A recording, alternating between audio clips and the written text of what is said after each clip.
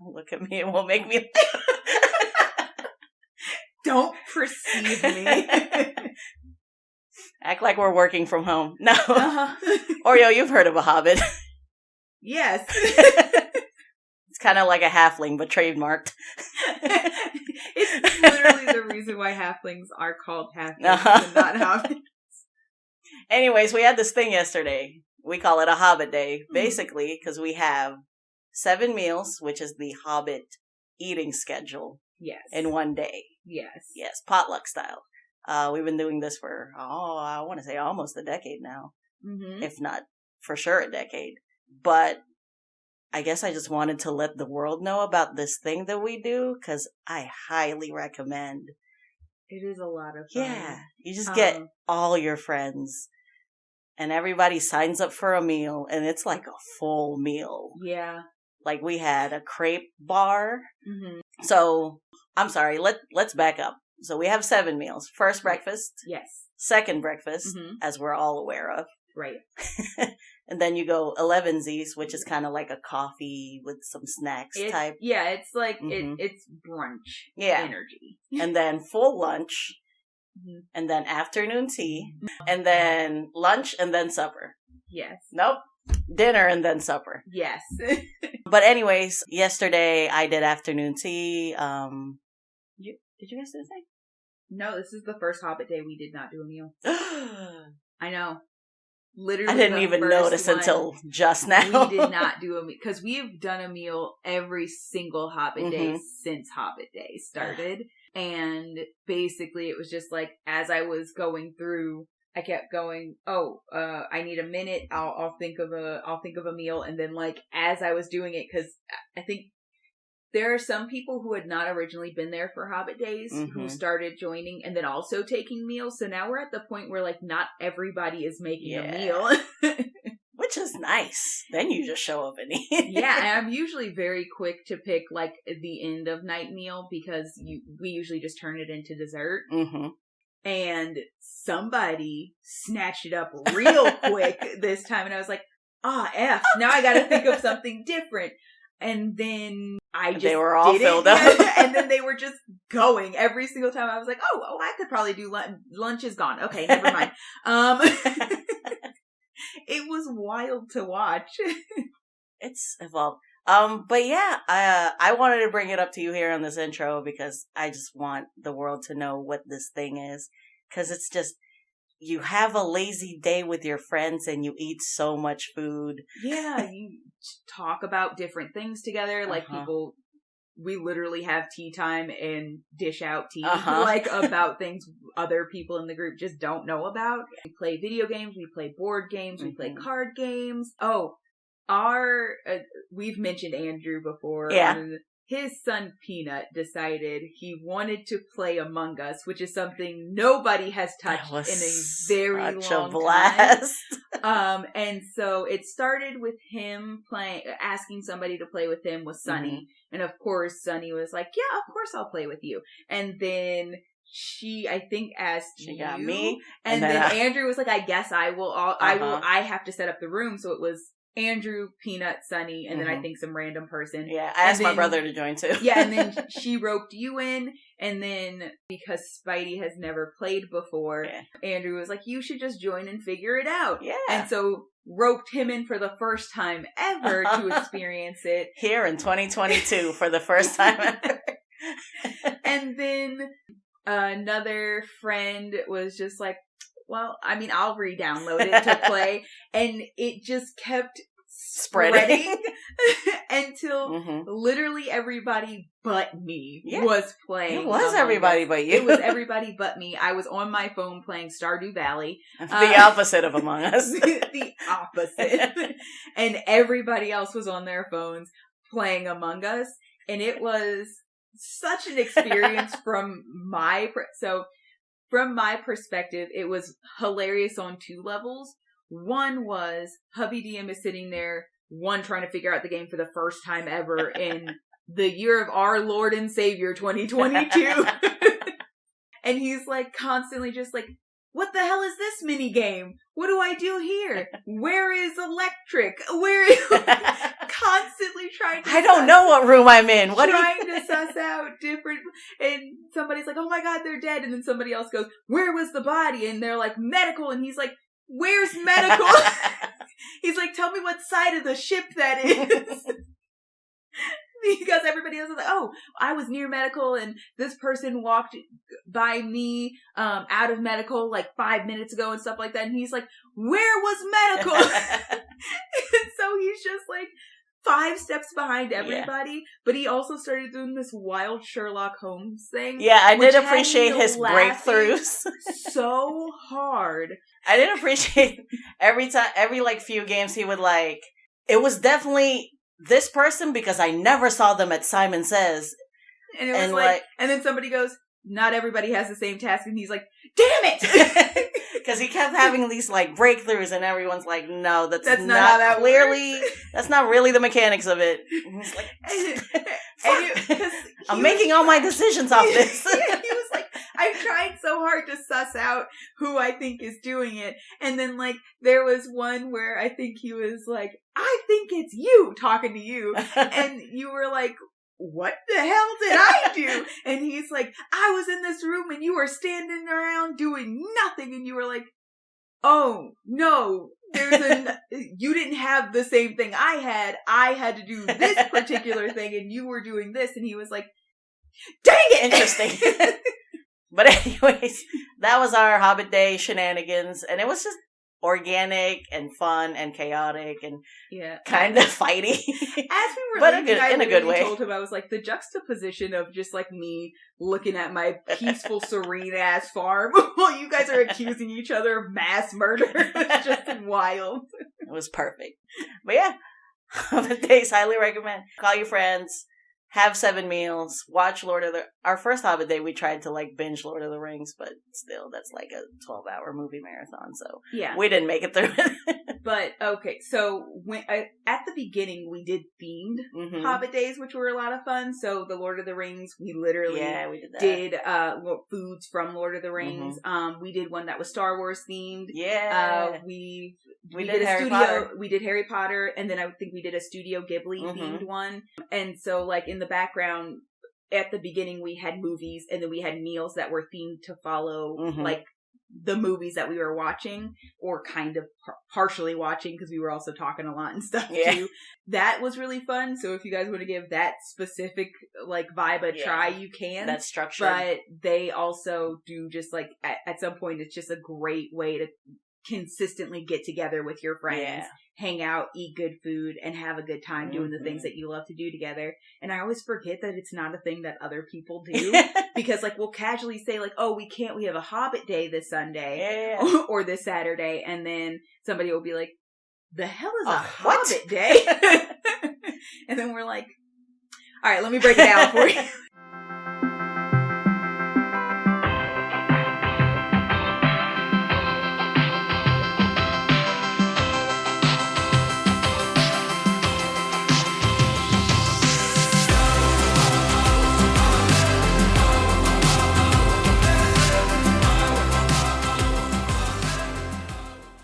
Let's get into it. Yeah. Are you ready? I am ready. Where are we? We're in May. We are in May. We are IRL, not in May, which is why I'm very dazed and confused. Oh my god, we're in May already? We're in May. That's wild. We've been doing this a minute. Yeah, I know. Go us. But yes, we're in May. We are back with a regular character. We have no theme this month. No theme this month. Regular. Just our regular system, which means I should start this off regular. I'm your regular rogue Oreo. I'm your decent druid chef. That seems like a standard adjective, right? It's fine. Everything's fine. Not below the decent. Yeah. I'm not trying to excel. We're early in the month. No. Yeah. Ask me later. This is like the Monday of the month.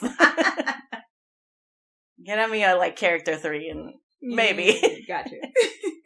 Anyways, this is Rogue and Druid Podcast. Welcome to the party. If you're tuning in for the first time, once again, thank you for bearing through that intro. But this is our podcast where Oreo goes into her gigantic backlog of characters and presents them to me one at a time.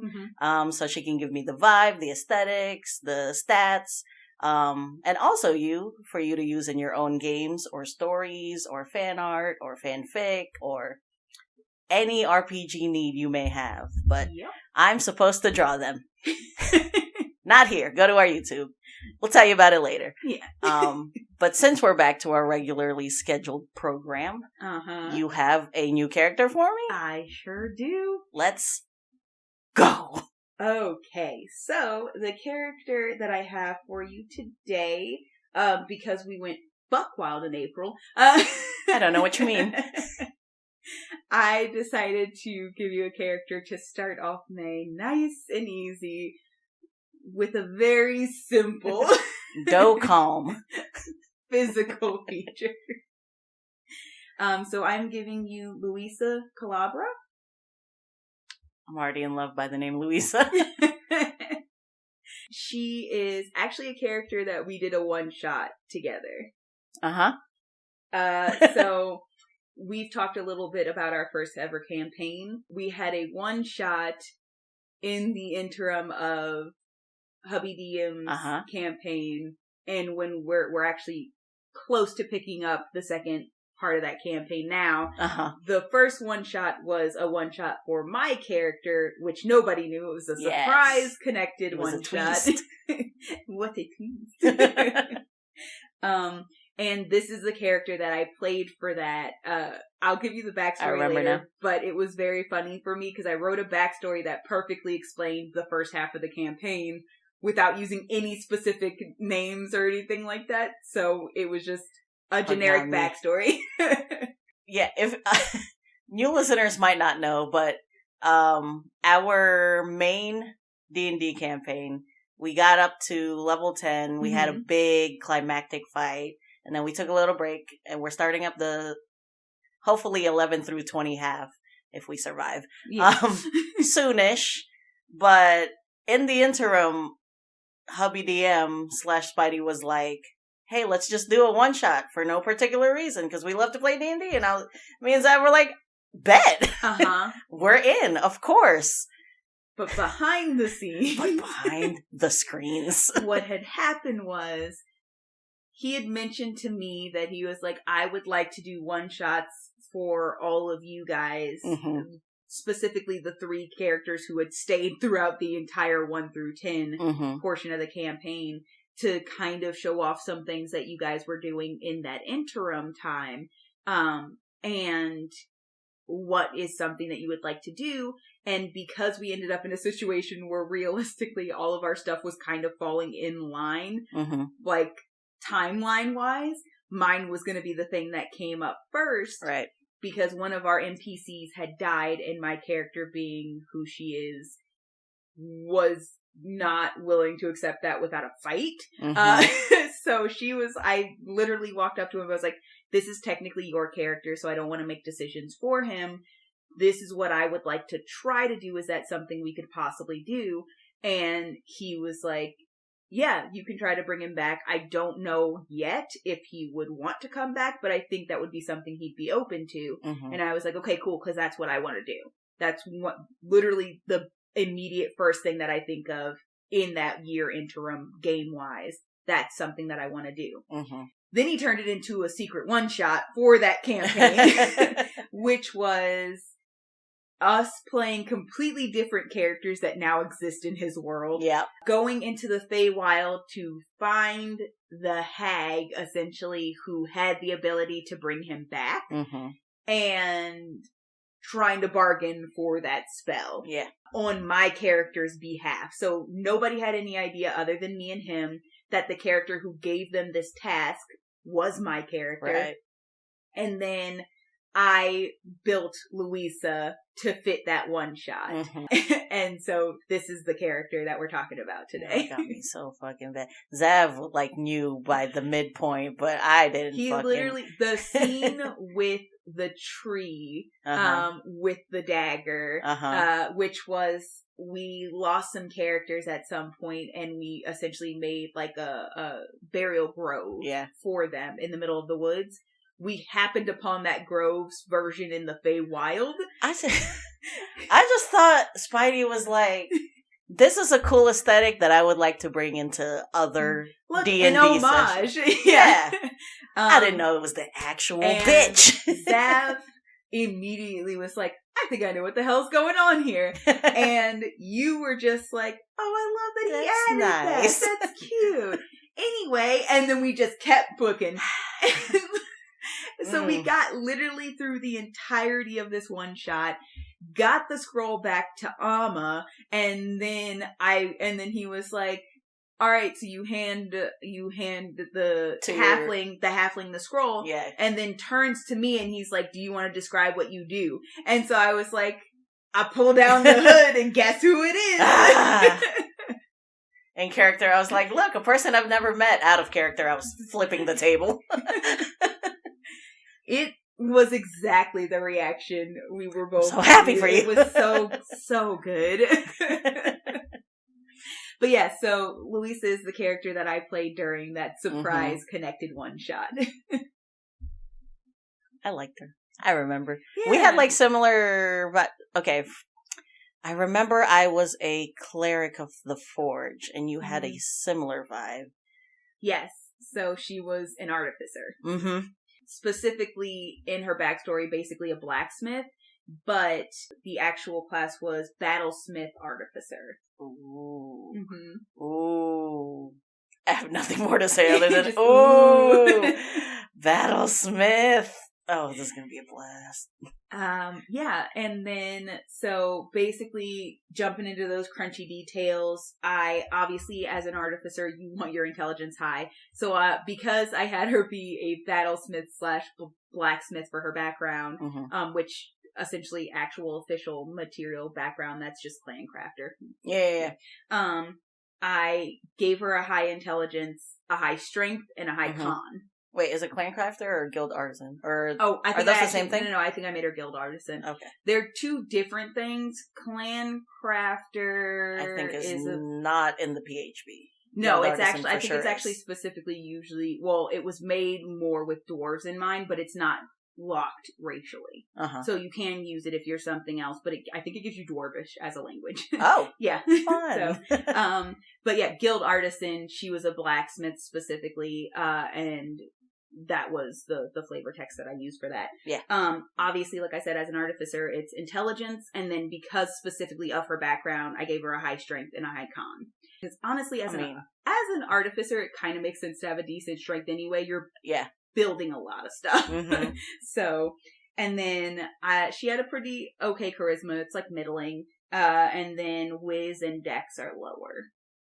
So, which was fun for me because I don't usually play low whiz, low dex characters. I was gonna say the high con is also good mechanically for like concentration saves, etc. Yeah, no, for Plus, real, it also makes sense. They are like hours at the Forge. So, that's stamina. That's endurance. Absolutely. And then I gave her, weapons-wise, I gave her a mace and a crossbow. She is, because fun fact, artificers at, starting levels can get studded leather. I gave her studded leather. And then, obviously, one of the mechanics of being an artificer is you do get, because, for explanation purposes, we were at level 5 during this one shot, the characters that we made. So obviously she wouldn't have this at level 1, but they do get those, like, I think alchemists get homunculi, or you get like that, the steel defender is what she got specifically as a battlesmith.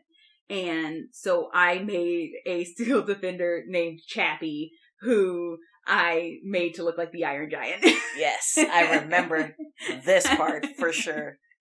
He had to be medium, so he's not actually giant, but Chappie and the Iron Giant are two robots I absolutely love. So I just combine them into Goliath's her medium, so Chappie's 8 feet tall. He's Come on. still quite tall. Yeah. He's certainly taller than her. And then, I already talked about her background. I should give you physical description. Did you though? Oh, no, not like her backstory, her background. Okay. The mechanic details. Okay, cool. And then, that's pretty much all of the crunchy. Obviously, you get spells and stuff like that. Mm-hmm. By 5th level, I was able to, infuse weapons, so I ended up infusing the crossbow with a repeating shot, which is really helpful. Mm-hmm. You can also make certain things like bag of holding and stuff like Artificer's that. fun. Oh, I forgot to tell you, she's a variant human, so I gave her some skills. Feats on top of that, which was nice. So I was very simple. I haven't played a human yet. Artificer had just come out when I started doing this, so I was really excited to test out Artificer, and specifically the place we were in, because of the world that he built, the country that we're in actually is majority human, so I had to make it, so I was like, well, she lived here, so she's a human.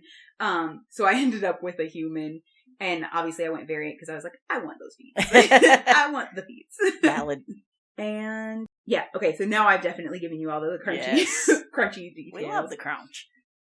So physically, I actually had in mind, Atlantis is one of my favorite movies. I've told you this before, and we talked about this when I first made the character. I had very much in mind Audrey, who is the mechanic. So her studded leathers is really just the leather apron that a blacksmith wears with just base clothes underneath. She's sleeveless because heat. I'm not trying to put more cloth on my body than I have to. She has that kind of thick hair, but it's pretty straight. But she always wears it in a ponytail because you're not trying to catch your hair on fire when you're doing this kind of work. The other thing that I gave her just as an artificer, fun fact, this is something you can make a little bit later, not first level, I don't think. Especially if you're playing a human, there's goggles of night, which is something an artificer can make, which literally helps you see in the dark. Super, super helpful. Not for that one shot, but super helpful overall. Yeah. So if you guys are ever doing it, grab those so quick. It's so helpful. Holy crap. Because that's one of the biggest downsides to humans is those not being able to see in the dark, especially if you're in a group of people who all can. So being an artificer and having the ability to just fix that problem for yourself, so nice. That's you guys in my current campaign. Spidey DM's playing a human, and then we have a drow, a wood elf, and a gnome. No. And everybody. And for some reason, you guys are always fighting at night. It just has been that kind of unlucky for him, huh? And Spidey's just well, I can see 5 feet away. I can see. I have a torch. Up to here. I can see that person right next to me. What color is the hair? Did you know? It's black. It's black. Yeah. Gotcha. So brown skin, black hair, classic. Muscular. Obviously she's got those crazy arm muscles from the work that she does. And then average height about 5'3", because she's quite muscular. She's about 140, so a little bit heavier than you would imagine. But I did the full Audrey, those full lips, the big brown eyes, it was the energy I absolutely wanted. You keep making hot characters. Have you noticed? I like hot characters. Well, I like drawing them. I like weird old ladies and hot characters. That's my whole aesthetic so far. And sometimes just that in-between spot in the Venn diagram. Weird old hot ladies. Now, I shouldn't be attracted to this, but for some reason... Something's working here. Can't put my finger on it, but I will. Oh, man. I'm sorry, I derailed you. Yeah. Oh, let me tell you, let me give this gosh dang backstory. Because, she has a very simple look. There was nothing crazy or extra or anything of that about her. For half a second, I didn't ever tell you guys this, but for half a second, I thought it would be kind of cool to give her a fake arm. Part of her necessity was her actually having to physically work on her own arm. But instead, what I ended up doing was giving her brother the missing limb because we were doing a one-shot and that was too much. But in a full campaign. Oh, yeah, definitely. There's actually I would love to make an artificer who is literally an artificer by necessity, working on their own arm. And that's where their magic also comes from. So it's a little bit alchemist-y. But that's a different story. The character will probably happen. That's a different story. You guys will hear about that later. Tune in later. But so this is funny because the backstory is kind of just was actually just our campaign. Yeah. Her backstory is the campaign we played through.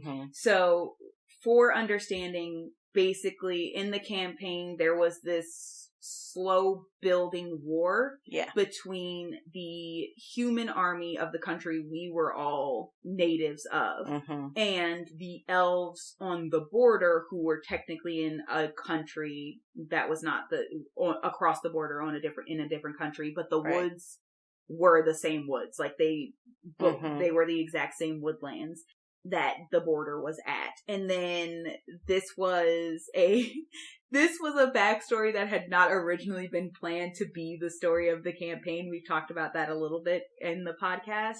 And that's what it just kind of became. One of the things that was happening with the army was people were kind of being conscripted. So we had the bandits who we originally thought were evil when we first started this campaign, who were asking people to join up to help fight against the army, which had become corrupted. And then the army was just like forcibly conscripting people into the army to fight this war nobody wanted to be a part of. My character was actually in the the base of the mountain town. Oh, yeah. That your character went to the one time we split the party.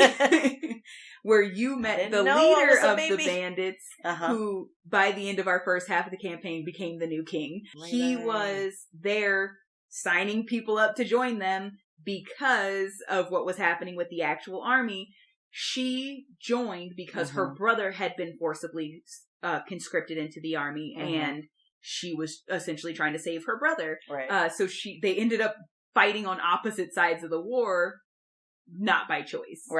And so she, of course, joined up that very night. Like, he was there that day. She literally joined up. So you and this character just missed each other. Ships passing in the night. And she was at the bandit camp that, like, we went to. Was she? Like, fighting and this training me and big, stuff like that. You seen Lion King 1.5? Yes, where you, like, watch them around the act. And then they, like, explain, like, some of these things happened because Timon and Pumbaa were fucking around. Yeah. It was exactly that, yeah. And then she was literally obviously at the camp preparing for the final battle. She was in the final battle. After the battle was over and the kingdom was saved, she found her brother, but her brother had been badly injured during the fight and actually had lost his leg. Since their trade originally, like their family business in their original hometown was being blacksmith, for him that was a big deal. Like, it's very hard if you don't have to blacksmith with one leg. So basically, to help him get back to what he knew, get back to the career that he always intended to have, and get him resituated, she was building him a leg.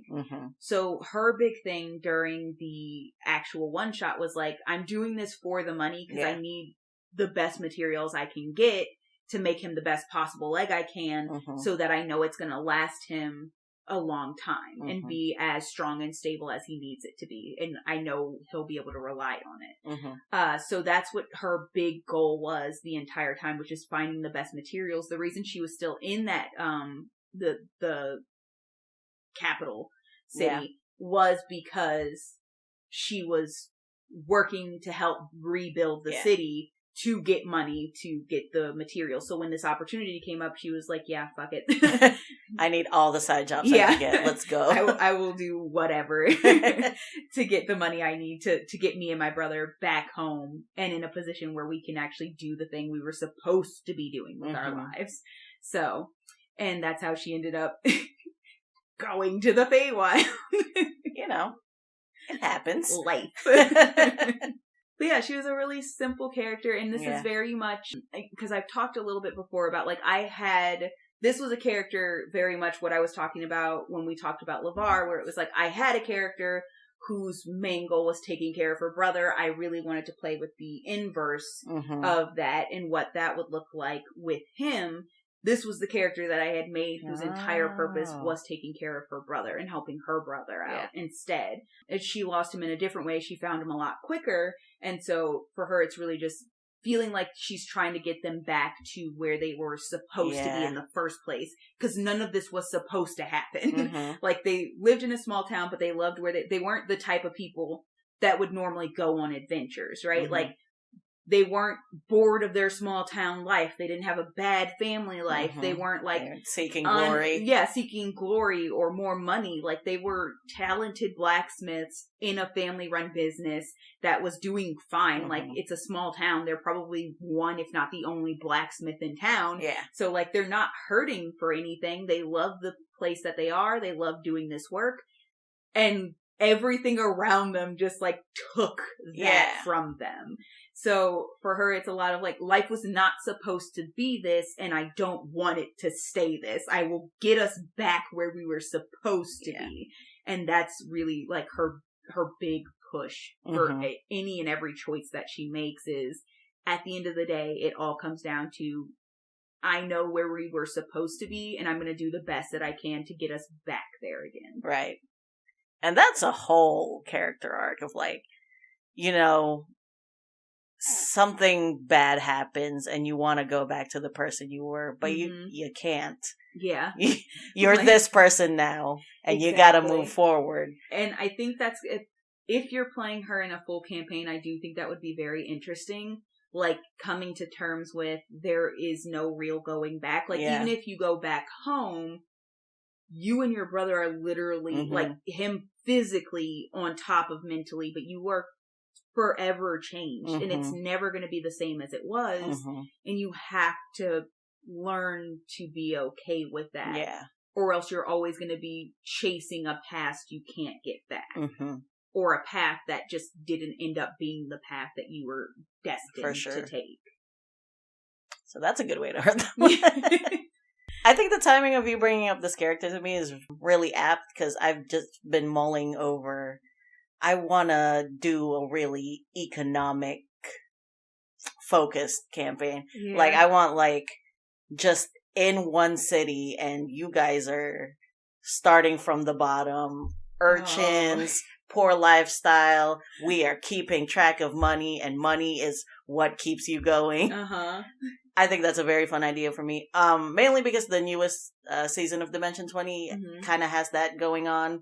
One of the characters, Lou Wilson's character, is just this dude that didn't get insurance at a bad time, got completely fucked over, and now he's in like hundreds of thousands of credits in debt.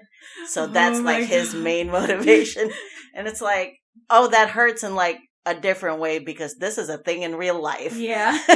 But they're doing it so well, and it's just like, it makes me want to like crunch the numbers and scrape together the money to like... In D&D, you do kind of get to a point where it's like, oh, whatever, like, when it comes to money and stuff like that. So it would be very, very interesting to just like, the end goal is getting to that point. You don't just make it there midway through and just roll in it. Yeah, because like, I feel like if you're doing a 1 through 20, you hit level 10, and you're just like, we got all this money from this job, and we raided that dragon horde, and we've done this and that, and it's like, it's fine. Like, whatever, we have a treasury on the ship, and it's good. Whatever, So I'm picturing her in a campaign where you guys are just like counting the bronze pieces or the copper pieces and being like, we gotta pay this person off. And because then, like, on top of that, for her, because it is so personal and like above everything else is family for her, it'd be like, yes, we have things that we have to pay off and take care of, but I have to put some money aside. Like, I refuse to not put some of the little that I have aside to eventually get to that end goal of the leg my brother needs, or the materials I know I need to make the best possible leg for him. So like, this is like, I'm not doing like gold and fancy and stuff like I want like functional. Yeah, like I want the crunchiest, most solid, best quality, functional metal. So I know this is a leg that just will go for him as long, like minimal repairs through the rest of his lifetime. Like, I want to get him the Honda Civic of legs. Yes. I want a Honda brand leg for my brother, because he'll treat it right and it will go forever for him. He's gonna get it checked We're every year. We're not sponsored by Honda, by the way. But if you guys were to send us, a coupe or whatever, I'm not gonna say no. Side note, if you're looking for a car, that's not a joke. Honda Civics, if you treat them right, whew. Forever. Forever, my guy. Not sponsored. I love the yet, Oreo. Keep this energy going. But also, this hits a lot really close to home, because that's like a big thing in Filipino culture, especially like Filipinos that work abroad, like, emigrated from the Philippines, working abroad. That's like a big thing of like, sending the money home and taking care of your family back home. So I am touched by this character. Yeah. And the motivation is so clear and easy to me. And it's, so there are so many different things that would make this very interesting to me. Cause like we talked a little bit about how to hurt her, but like rounding back to that. Yeah. The thing that she's chasing with the assumption that it's what both her and her brother still want, because she's still chasing that past and like what it was supposed to be, quote unquote, which honestly, I also think just like as a millennial, that's a thing that a lot of us struggle with in general, being like, this is not the life you promised me. Honestly, we're like, how are we going to hurt this character? But now we're like, why is this character hurting us right now? But like, do you know when people hit that point where it's just like, I've accepted that the life I was promised is not the life I'm gonna get. Yeah. And now it's not what I want anymore. And like, but then the person you're talking to is still like, no, but we can still have that. No, like I'm still chasing that promise. And like, then you have that contention where it's like, you're not hearing that I don't want that like it's not what I want anymore. So like having that conflict where it's like she's let it go. Yeah, like she's fighting so hard for this thing, and like also at a certain point her brother is just like, I knew when I got conscripted essentially that everything I thought my future would be was going out the window, because I wasn't sure I was surviving this war. Yeah. Let alone coming back to my regular life again. What are you fighting for? Because it's not for me anymore. And like, that's an internal struggle that like somebody is gonna need to bring to her attention, whether that is that difficult conversation with her brother, just being like, you are fighting for something for us that one of us is not fighting for. And I need you to see that it's time to let it go. Right.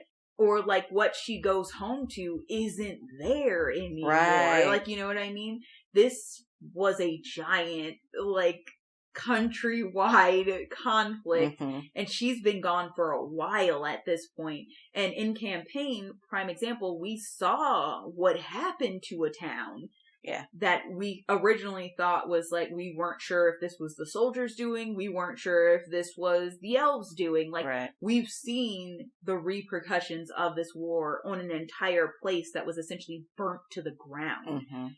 So it's very possible, being as close to like where the battle originally took place in the capital and all that, that soldiers went back to that town at some point, that something else happened, that the life that she expects to be waiting for her is not there, period. It's too close to home, Oreo. I can't. Oh God, I feel it in my soul. Just being set on this one thing, and then life monkey wrenches your whole your whole shit. And then having to like step back and be like, okay, fine, this is what I have to work with Yeah. now. And I think for me, that was obviously going to be one of her biggest flaws, was that stubbornness. Yeah. Like, I'm fighting it. Like, I can get this again. And just, like, having to let go of, like, and realize life is going to make you, no matter how hard or how stubborn you think you are, life is going to make you reevaluate your plans. Right. It's gonna force change. No, and it's not just the one and done, like, time. You're gonna keep having to. You think the cause of all your change was this war, but no.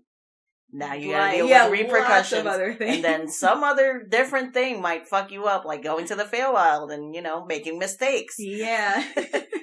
Striking deals you didn't know you struck. Like, exactly. It's gonna keep changing. Yeah. Oh, man. And I think it's fun because this character is honestly a character who just, like, in general, because not every character that we make is like, oh, this is perfectly pertinent to real life. This character story absolutely is. Like, at a certain point, you have to learn that life is not ever going to be exactly what you expected it to be. You have to learn to roll with the punches. You have to learn to be okay. And you always have to learn how to change and evaluate your plan into something different. Right. And be open to the possibility that even though that something different isn't what you originally dreamed it was, it could be something better. Absolutely. I also like the idea of, if we're sticking her in this adventurer role and, being a D&D adventurer, shit's gonna hit the fan. Yes. So I like the idea of her, like, not realizing that she is working through these things as shit continues to hit the fan on the adventuring party. Oh, yeah, no. As a character, so you as a player, it would be so wonderful to, like, because I do think people forget to play into their flaws sometimes when they're playing their character. Yeah, because it's escapism. You have those flaws for a reason. For me personally, a lot of my character flaws have made for some of the best moments. Yeah. Like, River's crazy, drunk, Nita storiness has made for some of the best moments in campaigns. For me personally, like this, having a character who's so like, I have a clear, decided plan, this is the plan, is absolutely the person in the party who's like, no, we have to have a plan before we go in here. And then even as the plan starts rolling to shit down a hill, like, you just keep trying to force it to work. Going through the alphabet of plans. And then plan C didn't watching work. that and then as a player slowly forcing because they're like, no, the plan could still work if we do this instead and just do this. Like, if you just change this really quickly, this plan could still work. And like slowly but surely forcing that, like, okay, this plan has gone to shit. What do we do now? But yeah, I like the idea of her, like, months on adventure, and then somebody rocks her world, and she's just like, oh my god, I have been rolling with the punches. Do you remember when we started and you literally spent way too long trying to make that first plan that you made work? And then we all almost died, and then the next time, you spent a little less time doing that, and we almost died less, and then you kept doing that, and now it's like, what plan? Do that, but life. Do you think maybe, just maybe, you should consider that in your current situation, like your personal thing, not like the party thing? I don't know what you mean. But yeah, I think that would be really funny. Also, you could definitely just do something with that brother. Oh, I know, he's already been through a lot, but come on, DMs. You know how this goes. You hurt them. Oreo always sets me up with, like, here's a sibling. Do something. Yeah, I like, the thing is, I personally, like, I understand if you're like, it's too complicated to make a family. I personally am like, it is absolutely to your detriment not to put somebody to care about. Yeah, it's DM fodder. Like, here are some strings you can pull. Please, literally, dude. I have a character who I will end up giving you later, who I dearly love, who literally does not have a family anymore. Mm-hmm. And that is still so much you could fuck with. Yeah. Just give them something that they care about more than they care about themselves. Mm-hmm. And it's always a great, if you're not too into RP, I get being whatever, I don't care about any of that. But if you are, it is always a solid RP moment to give your character something or someone that they love more than they love themselves. Mm-hmm. Take it away. If you're a DM, take them. It doesn't have to be forever. Even if they're just in danger for a little bit. Just watch them squirm a little bit. It feels so good. I'm sorry, I gotta rein that back. I haven't DM'd in a while. It's leaking. But hold on, I'm trying to think of are there any non-obvious ways we can hurt this person? Because obviously the brother's there. Obviously it's you have to grow up and accept the state of the world, and things beyond your control can and will fuck your shit. Yeah. But that's life. Yep. I'm having a hard time. Her shit's already fucked. Because, it is kind of, and sometimes it's totally okay to just take the obvious route, which is, hurt her with the brother, whether that's taking him away or making him just flat out be I'm not fighting for the thing that you're fighting for anymore. Mm-hmm. Take away the thing she's fighting to get back to, whether that be the town is completely destroyed or the life that would have been there for her, meaning the blacksmithing business or something like that is just not there anymore. Yeah. They have parents who are perfectly alive and well. Do something with the parents. And it could be as simple as you went off to get him back and we are older now, because she's 28. Yeah. So the parents are so close to home. The parents are at an age where, because this was the first character I made where I was finally I want to delve into slowly aging up my characters, because inherently a lot of the time when you're making a character, it doesn't matter how old you are, they're usually younger, just starting out, just getting into things. And I was well, no, I want somebody with a little bit of a more established life. I want to see why somebody less young is going out adventuring for the first time ever, that kind of thing. And so this was the first time I was I'm not ready to step out of the 20s, but I'll put it close. We're doing the end of the 20s. But yeah, so I just, the parents are obviously older at that point. You're almost 30. Your parents, depending on when they had you, are at the very least heading towards, if not in their 50s, maybe 60s, stuff like that. So, these are older people. Yeah. Did they have to sell the business? Yeah, what if you go home and has it been closed this entire time? Do you need to reestablish your holding? Is there another blacksmith who's younger and moved it? These are all things that it's the thing you wanted is just not real there. Yeah. It's not even there to go back to in the first place. Now you have to move forward because there is no back. Damn. You promised me, here is a tangible, easy aesthetic, and it's it's too tangible. I think we gotta go back towards fantasy a little bit. Oh, we will. Okay. I said I was easing you in. I am rocked. This is the least fantasy what I'm giving you.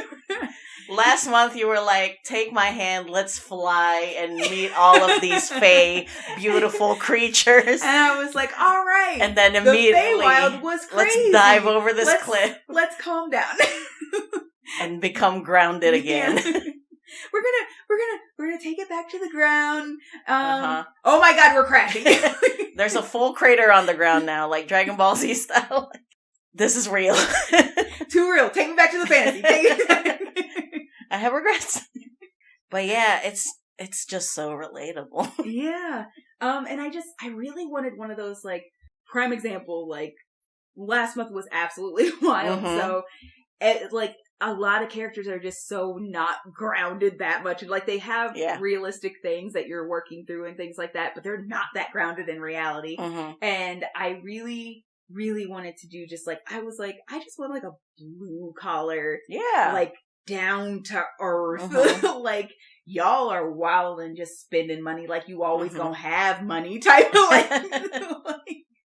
I really wanted somebody who, I think the thing that really started, well, cause one, I thought of Audrey specifically because we were talking about Atlantis for some reason. We always talking about Atlantis. Once reason, a month we're having a conversation about Atlantis. Come on. And I thought about that character and I was like, it would be really fun to like make that character as a D&D character. Yeah. But then the other side of that was me also going, there are just like everyday fucking civilians all over D&D land doing that blacksmithing stuff. Like, adventurers are just rolling up, throwing gold at people who go home to like a set house every night, like pay taxes and like going to a inn.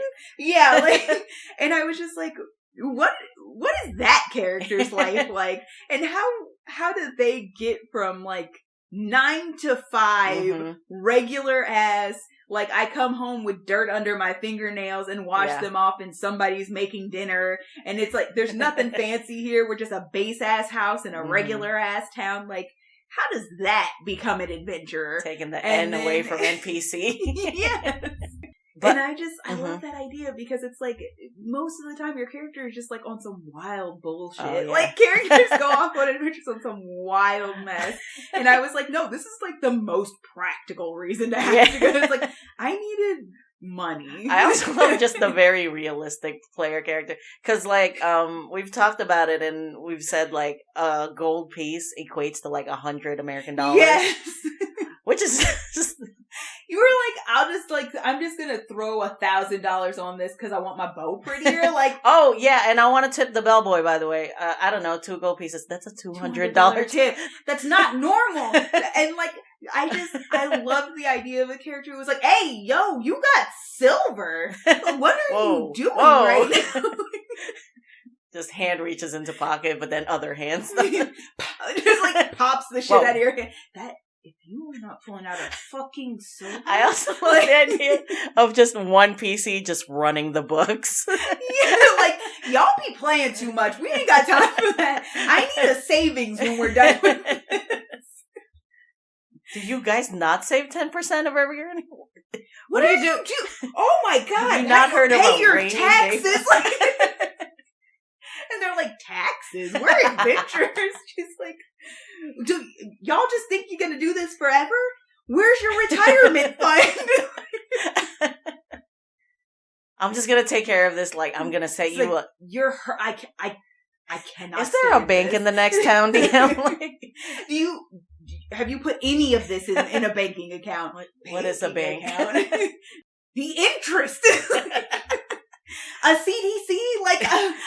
Come on. She's like, y'all don't send stuff home to your... You have a mother. She can't work anymore. You didn't send anything. You just tipped a bellboy $200. Didn't you tell me your whole town was ransacked by orcs? Like, you can't send nothing back home.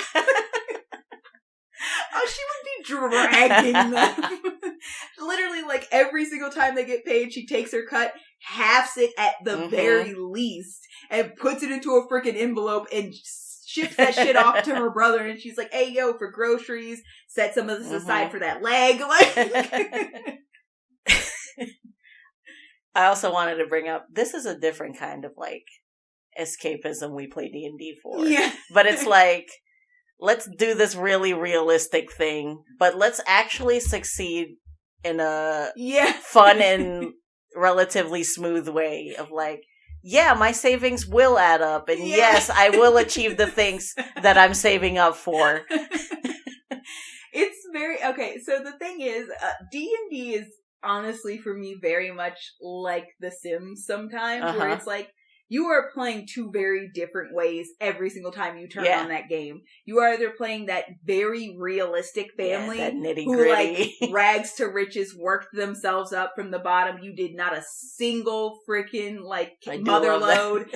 Found a random person all the in kids town, are doing a painting. In town and married them. You had family. You're trying to teach your kids to actually, like, learn skills through their life. Like, you are climbing that career ladder. Yes, the nitty gritty very real, but also not that real because they're getting paid great in The Sims type of lifestyle. Or you're like, yeah, I made a serial killer and I'm hiding people and I'm trapping people in my basement and like running a work. I'm doing hella cheat codes and building a fucking 4-story mansion.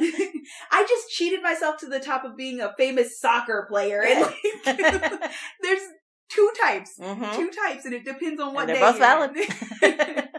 And it's great, but this is exactly that. This is that nitty gritty rags to riches family. Crunchy. Whereas like all last month it was just like I cheated for the best house.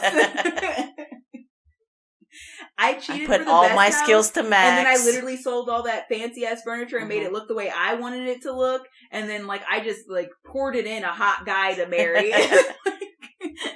Or you're doing one of those challenges like you gotta marry 50 men and have a child with all of them. And just... I did the Black Widow challenge, so like I've just been marrying up and up and up and like I'm a bazillionaire now as far as simoleons are concerned. But like I have like a full graveyard of dead husbands in the backyard to prove. But yeah, it is like that other one, which is. It's satisfying in a different way. It really is. This thing that could technically happen in real life, I like seeing it happen quickly to this character I've made. It feels good. Because a sim week takes a lot less time. But yeah, I love her. I'm very touched by her. Yeah. It's dangerously close how much I can like relate to her. So good job.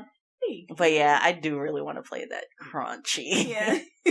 We are counting pieces. We are going to banks. We are bartering. And so what's really funny is also like because she does have that like steel defender who's like also helping out with everything. She's just like, put the money in Chappie and calm down. I'll make him count it later, but we'll figure this out evenly, and you have got to stop tipping everybody $200. You're just running through it, and you wonder why you're broke all the time. But then we went to the weapon store, and you wonder why you couldn't afford that sword you wanted. Huh. Those fancy boots for the cold?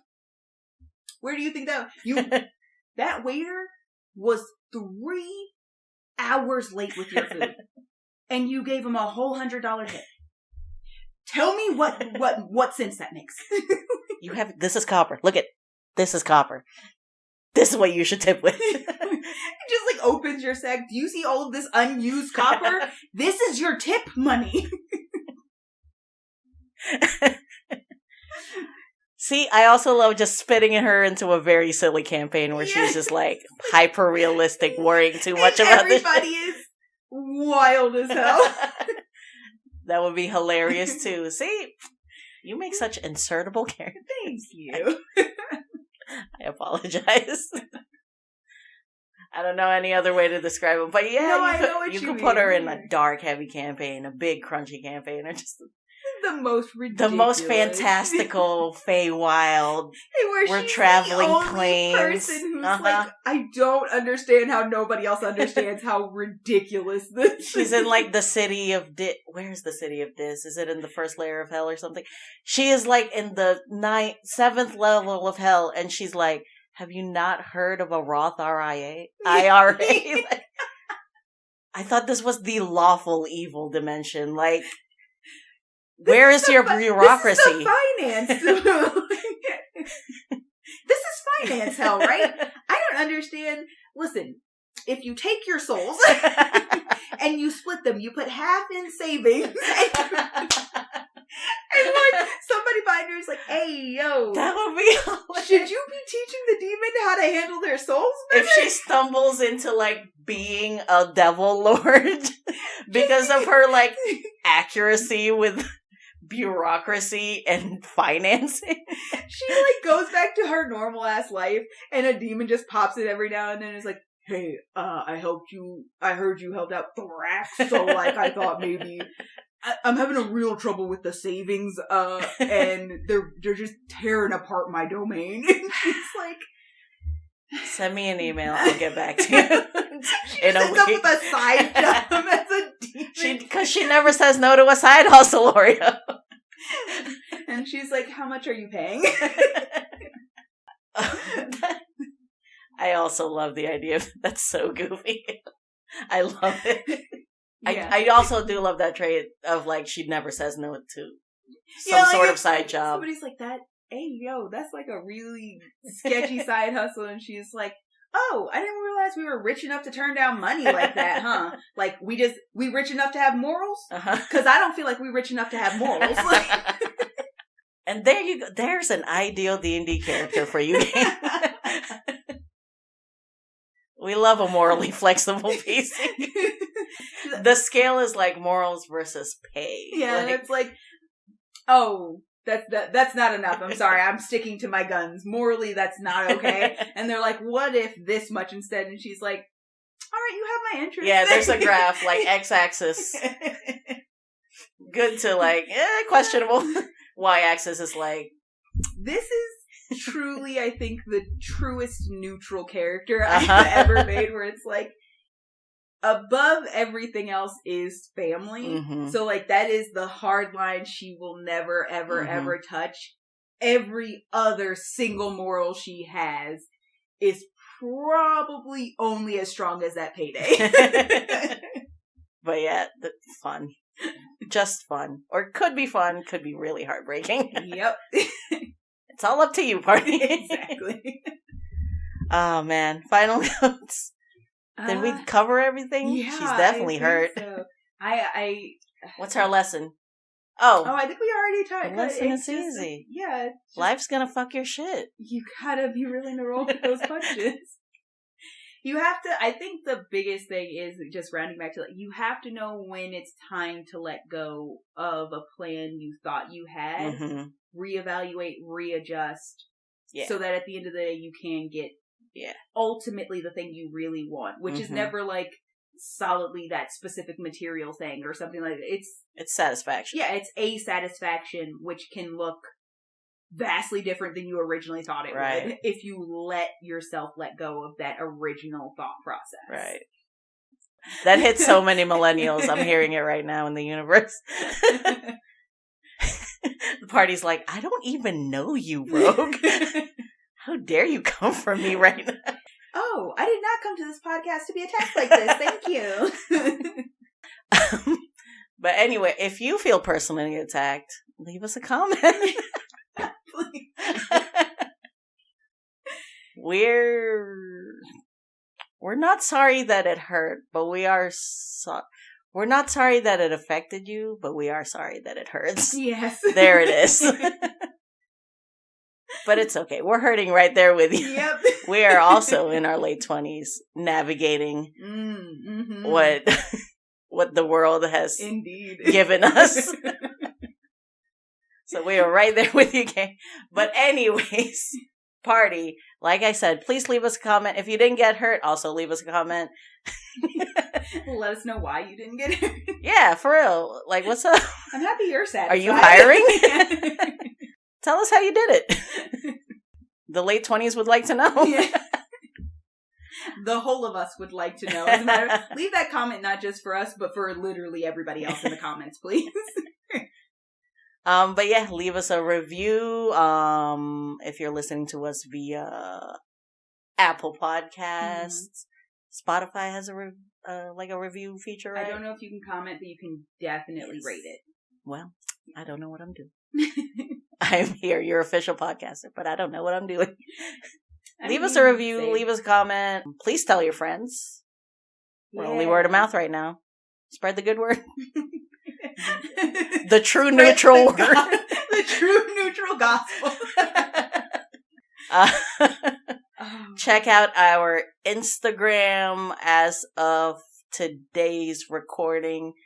Oreo just put up pictures of her actual real life dog, and they are precious. Yeah. Go check it out. As we talked about aesthetic a little bit. I do, in fact, actual aesthetics every Friday on the Instagram. On Thursdays, we put up the speed draw with no reaction over, but we do also have our YouTube where we do the speed draw and the full commentary on the drawing. You can check that out. The Instagram is at Rogan Druid, and then the YouTube is, I almost said at again. It's also at Rogan Druid. At Rogan Druid, which is not how YouTube works, but you know what I mean. You figure it out. They're all the links are together in all the places. They are. Just scroll down because I can't be trusted to say them, right? We got anything else?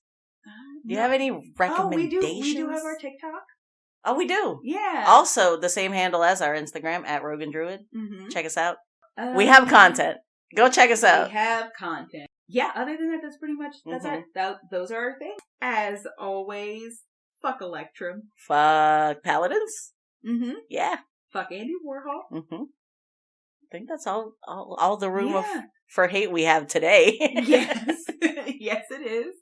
I am now your retirement fund or I am your do your taxes, Druid. It's probably too late now. At the time of this recording, it's not yet too late, but take care of your savings, guys. It's important. Take care of your savings and take care of yourself. Yeah. Roll with the punches. That's enough lessons. We gotta go. We gotta roll out of here. Roll with those punches like we roll these dice, alright? Hey! Cut it. That's it. Bye, party. Perfect. Bye, party.